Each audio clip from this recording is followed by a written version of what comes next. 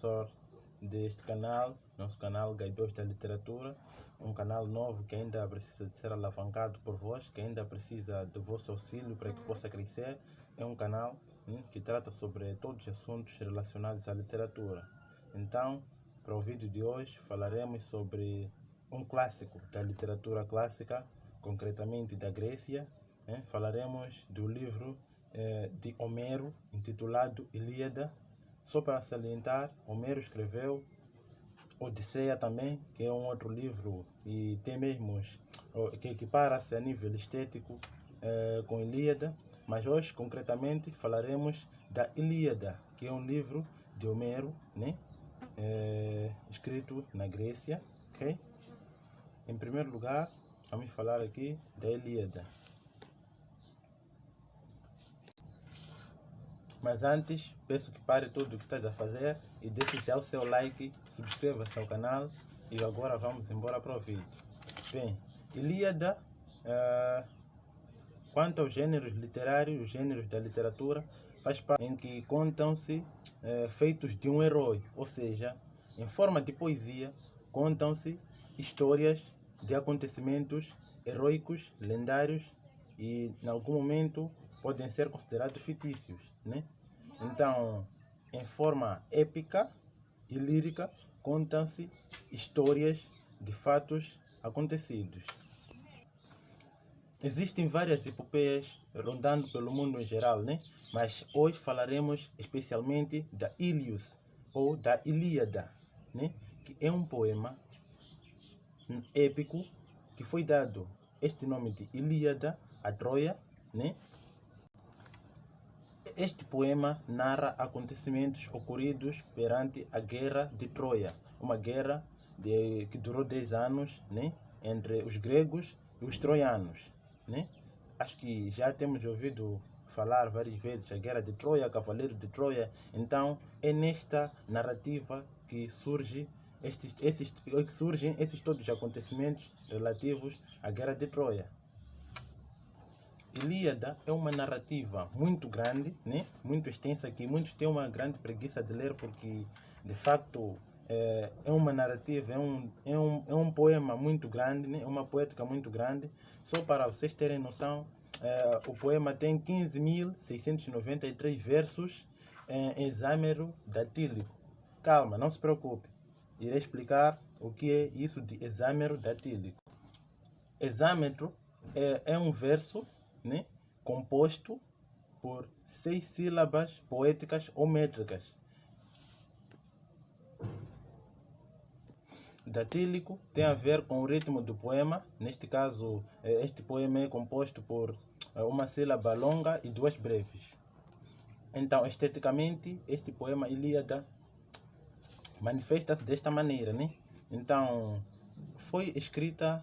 esta Ilíada foi escrita por uma língua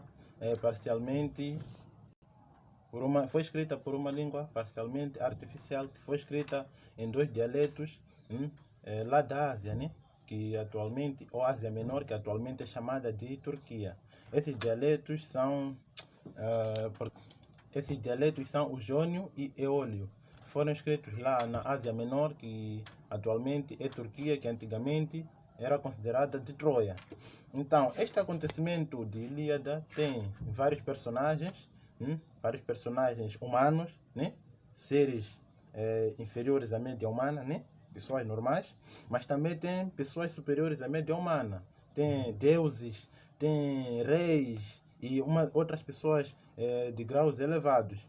Mas vou salientar que nesta narrativa os deuses têm uma grande participação, né?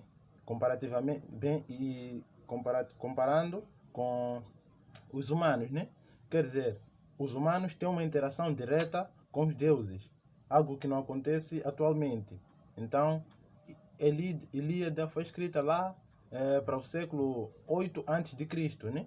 Lá para os anos 700, anos 800 a.C., lá, há muito tempo. Então, havia uma certa interação da parte dos humanos, assim como com os deuses, né? Então, passo agora a citar alguns deuses que faziam parte da narrativa. Temos Zeus, que é o deus principal, ou o comandante do Olimpo. Temos Hera, que é a esposa, a rainha dos deuses, né? Hera, que é a esposa de Zeus. Temos Poseidon, que é o deus dos mares, deus da água. Temos Atenas, que é a deusa da sabedoria, e do artesanato. Temos o Deméter, temos Apolo, temos Ártemis, Éfesto, Afrodite, que é a deusa do amor, Hermes, Dionísio. Temos Ares também, que era o deus da guerra. E eles viviam no Olimpo, né? Em cima das nuvens, que o Olimpo era uma montanha, ou a montanha mais alta da Grécia. Então, em cima das montanhas estavam sobre as nuvens, né? Lá nas nuvens onde ficava o trono real do Olimpo. Então, em algum momento, eles desciam para ir ter certas interações ou interferir na guerra de Troia. Okay? Saliento ainda que Ilíada tem 24 cantos, ou seja, a epopeia não é como um outro texto narrativo em que divide-se em capítulos, né? Epopeia é um poema que divide-se em cantos, né? Quando disse um canto, ou o primeiro canto, está a referir-se ao primeiro capítulo, ok? Mas num outro vídeo trarei uma outra aula dizendo ou explicando qual é a estrutura de uma epopeia. Nesta aula só vamos falar desta epopeia que é a Ilíada, né? Muito obrigado. De salientar que a Ilíada não inicia logo tentando explicar como é que partiu a guerra, como é que a guerra iniciou, por que motivo. Não. Homero escreve apenas uma narrativa do que acontece nos últimos, depois dos 8 anos da guerra, né? Depois, quase a guerra quando já estava no fim, foi quando Homero começa a narrativa. Então tive que pesquisar mais para poder encontrar, né, as evidências de como é que a guerra iniciou, né? Então, Homero passa apenas a explicar sobre os acontecimentos de Aquiles, as brigas que eles tiveram, a guerra, né? Não explica totalmente porquê e como é que iniciou a guerra dentro da narrativa. Nas evidências que fui procurar para tentar descobrir o real motivo da guerra ter iniciado, notei que Paris, que foi o protagonista ou o criador do conflito, Paris, teve que fazer uma escolha entre 3 deusas para tentar saber qual era a deusa mais bonita. Havia lá Eneida, havia lá Atenas e havia lá Afrodite. Então, dentre as mais belíssimas, ou dentre todas elas, Paris preferiu escolher Afrodite, que era a deusa do amor, né? A deusa do sexo ou dos desejos sexuais. Então, assim sendo, ele teve que conviver com essa realidade. Ou seja, visto que ele escolheu, além de escolher Atenas, que era a deusa da sabedoria, escolheu a deusa dos desejos sexuais, ele teve que conviver com aquela realidade pelo resto da vida. Motivo pelo qual, num dos dias, quando ele foi à casa de Menelau, Paris foi visitar Menelau, né? Menelau, que era um monarca de lá da Grécia. Quando lá chega, encontra que ele tinha uma mulher muito bela, ou outros dizem que era a mulher mais bela do mundo, né? Essa mulher chamava-se Helena. Então, Menelau foi corno, né? Foi traído pelo Paris, e nesta mesma cena de traição, como se não bastasse, ele rapta a mulher e foge com ela. E foi daí que surge esta guerra de 10 anos, essa guerra entre os troianos e os gregos. Então, na narrativa da Ilíada, Homero não inicia contando isto, né? Inicia de uma outra parte. Mas esta parte, para eu tentar descobrir, eu tive que pesquisar para tentar encontrar as evidências necessárias que levaram com que a guerra tivesse o seu início entre essas duas grandes nações daquela época. Bem, nós já falamos dos deuses que faziam parte da narrativa, né? Alguns deuses, ou os deuses principais daquela época, mas não podemos deixar de frisar que existiam personagens, né? As personagens foram várias, mas apenas algumas é que podemos destacar, né? Da parte dos troianos vamos encontrar Heitor, né? Que era o príncipe de Troia, e o mão da Porra. Vamos encontrar Porras, que é o casador. Desculpa, vamos encontrar o Paris, que era o que foi o causador do grande conflito, né? Esse Paris também era chamado de Alexandre. Podemos encontrar também Helena, que é a mulher mais bonita do mundo, ou a que serviu de meio para a causa do conflito. Então, da parte dos troianos, destacamos esses três personagens. Da parte dos gregos, existia lá Aquiles, Aquiles que era um semideus, era filho de Titis, né? Da titã Tétis, né? Além disso, era o maior guerreiro, ou considerado o maior de todos os guerreiros gregos. Além do Aquiles, existia também Patroclo, que possivelmente era o amante de Aquiles. Existia também Odisseus, ou podia também ser chamado de Ulisses. Ulisses era o homem mais inteligente da Grécia, era também o rei de Ítaca, né? E era bom de estratégia, mas mau a traçar rotas ou vias para que fossem aos combates. Existia também Agamenon, né? Que era o comandante dos gregos e rei de Micenas. Existia Menelau, que já, como eu já tivera dito, era o maior corno, o homem que sofreu a traição, né? Esse era o Menelau. E era também, além de ser um corno, né? Era o rei de Esparta. Existia ainda Ajax, né? O grande, e menor que Aquiles, mas ele, apesar de ser menor que Aquiles, era maior que Ajax menor, ou Ajax II, né? Então esses foram os personagens principais da parte dos gregos. Já frisei, ou já falei da parte dos troianos, agora também esses são os personagens principais da parte dos gregos. Existiram muitos outros, vou falar ainda não vou falar aqui dos figurantes, tanto das duas partes, né? Existiam aqueles figurantes, aqueles que morriam em batalhas, porque nesta guerra de Troia morreram milhares e milhares de homens em suas batalhas que eles tinham ao longo desses 10 anos, né? Então daqui é que a gente vai entrar já na narrativa de Ilíada, né? Tentando explicar o que tivera realmente acontecido, né? Dentro desta narrativa. Então, a narrativa começa quando Aquiles, né?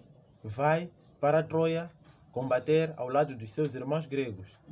Ele não foi para Troia para poder vingar-se do chifre que recebeu Menelau, ou para poder talvez ajudar os seus irmãos a combater, não.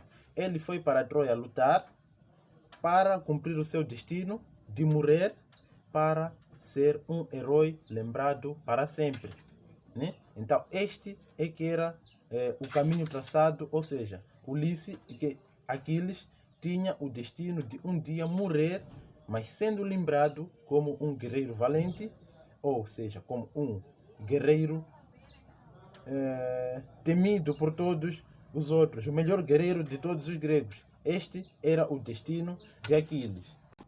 Então, Aquiles, quando ia para lá, ele já sabia que o seu destino era a morte, né? E ele, mesmo assim, como era um homem que amava o poder e tudo mais, ele arriscou-se e foi para lá, né? Ele gostaria de um dia ser lembrado por tudo e por todos, né? Quando ele chega lá em Troia, encontra que Agamenon tinha sequestrado a filha do deus Apolo, e, assim sendo, Deus Apolo lançou uma praga sobre todos os gregos por causa do sequestro da filha do deus Apolo. Assim sendo, Aquiles avisou Agamenon que tivesse que libertar a tal rapariga para que a deixasse em paz. Mas Agamenon fingiu que não tinha percebido nada. Então, Aquiles, furioso com o cenário, foi para cima dele tentando combater com ele, mas houve uma interferência da parte da deusa Atena. Atena foi para lá e tentou resolver, né? E tentou acalmar para que Aquiles não pudesse ir lá e partir para a briga com Agamenon. Então, Atenas, em pessoa, foi ao encontro de Aquiles para tentar impedi-lo de lutar. E assim sendo, eles foram para lá ao encontro um do outro e resolveram-se. E finalmente a filha do deus Apolo foi liberada e novamente Aquiles apela à sua mãe para que pudesse punir os gregos por causa daquele assunto, né, de ter sequestrado a filha do deus Apolo. Então, o que notamos até aqui? Notamos que existe uma certa influência da parte dos deuses com os humanos. Ou seja, algo muito raro, uma deusa encarnou-se, né, como uma mortal e foi diretamente ter um encontro direto, contato direto com um mortal, né, Aquiles, para poder impedi-lo de cometer esse grande erro, né? Então, notamos que até aqui existe uma grande participação dos deuses na luta. Por exemplo, até dado episódio, notamos que Poseidon dá certos poderes aos homens do Ajax para que pudessem ajudar os gregos. Ares, o deus da guerra, entra na narrativa, criando situações de guerra, ajudando os outros e oprimindo os outros. Então, os deuses tinham entrada direta até este momento, é o que notamos. Uma outra coisa para salientar é que este livro, né, Ilíada, desta epopeia, é bastante volumosa, grande, né? É muito grande, mas não apenas trata assuntos relacionados a esta guerra, né? Trata outros assuntos também relacionados ao romantismo, ao amor, né? Não é somente guerra e tudo mais. O caminho principal é a guerra, mas trata também outros assuntos, né, que fazem com que a narrativa seja ainda mais interessante. Uma parte interessante foi quando Heitor, né, da parte dos troianos, prendeu Menelau, né, enjaulou Menelau e Patroclo tenta fugir. Patroclo, da parte dos gregos, tenta ir resgatar, né, Menelau. Então, ele é preso. Este Patroclo é preso pelo homem da Troia. Depois de ser preso, Afrodite, a deusa do amor, é quem tenta ajudar o Menelau a escapar. E assim o faz. Então, neste momento em que os dois fugiam, Patroclo fica lutando com Heitor. Assim sendo, Heitor matou Patroclo. Este mesmo Heitor tivera uma luta antes com Aquiles, onde derrotou-o. Quando derrotou-o, pensou que o tinha assassinado. Mas não foi isso que aconteceu. Aquiles era um homem vulnerável, astuto. Ele fingiu que estava morto, mas no fim ele aparece novamente e luta novamente com Heitor e assim acontece a sua vingança. Mata Heitor e como motivo ou como maneira de demonstrar que o tinha morto, carregou o homem, se colocou sobre a cauda do seu cavalo e rastejou com o corpo por toda a cidade da Grécia. Ou seja, ele teve um mau gesto para poder demonstrar que ele era um vencedor, um guerreiro valente, passeou ou desfilou com o corpo de Heitor por toda a Grécia. Mas, com o tempo, né, ele arrependeu-se daquilo, né, não era um comportamento humano, e entregou finalmente o corpo a Troia. E daí, Homero termina sua narrativa contando como foi toda a sepultura, né? Como foi toda a sepultura de Heitor. E assim foi que terminou a narrativa quando foi sepultado. Quando Heitor foi sepultado, finalmente lá em Troia. E o livro termina com os seguintes dizeres. Ele disse assim: e assim foram os funerais de Heitor. Foi assim que terminou a narrativa. Mas antes disso também, dá para salientar que Aquiles morreu por uma flechada que levou no seu calcanhar da parte de Paris. Ele levou uma flechada no calcanhar da parte de Paris. Então foi assim que terminou a narrativa. Então, neste vídeo aqui não era para eu trazer totalmente todos os acontecimentos da Ilíada, para narrar o que acontece ou contar a história completa de tudo que acontece. Era simplesmente para trazer uma visão daquilo que é a Ilíada, daquilo que é esta epopeia, este clássico da literatura. Não era para simplesmente, ou não era para dizer o que acontece, como acontece, não. Mas era simplesmente para demonstrar os aspectos estéticos e os aspectos temáticos. Os aspectos estéticos para mostrar como é que a narrativa foi escrita, quais foram os personagens e o que tratava-se. Notamos que tratava-se da Guerra de Troia, né? Que é um texto muito grande, né? Que é uma epopeia muito grande, que teve várias edições, várias traduções, mas o importante é que chegou-se à conclusão de que a Ilíada foi um clássico da literatura, né? Um dos grandes nomes das epopeias, escritos por Homero, que porventura, numa outra vertente, escreveu Odisseias, mas desta feita estávamos pretos só a falar totalmente da Ilíada. Então quero agradecer bastante por terem visualizado este vídeo. Peço que deixem o vosso like, subscrevam-se ao canal e passem a seguir, ativem o sino de notificação para que possam receber todas as novidades deste canal, que ainda irá trazer vários assuntos relacionados à literatura em geral. Como já têm notado, estou a trazer a literatura grega, a literatura clássica. Então, é apenas um dos assuntos que irei tratar neste canal, né? Então, ainda vem mais assuntos que irão interessar-vos bastante. E desde já, agradeço bastante pela visualização. E continuação de um bom dia. Muito obrigado.